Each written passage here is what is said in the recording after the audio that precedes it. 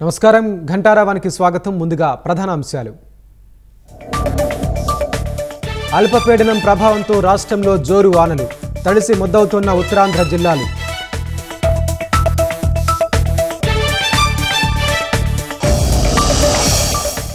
విజయవాడలో ముమ్మరంగా సహాయ చర్యలు, వరద బాధితులకు పాలు, ఆహారం, తాగునీరు పంపిణీ.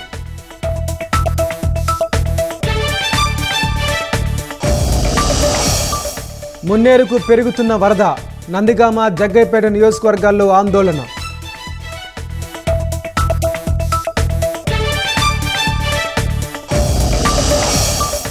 కృష్ణానదికి మళ్లీ వరద ఉధృతి, ప్రకాశం బ్యారేజ్ వద్ద మొదటి ప్రమాద హెచ్చరిక జారీకి అవకాశం.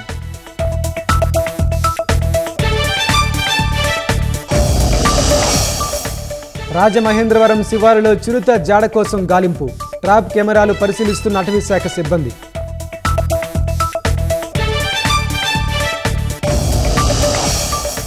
అక్రమ నిర్మాణాలపై మరోసారి విరుచుకుపడుతున్న హైడ్రా, హైదరాబాద్ శివార్లోని 3 చోట్ల కూల్చివేతలు.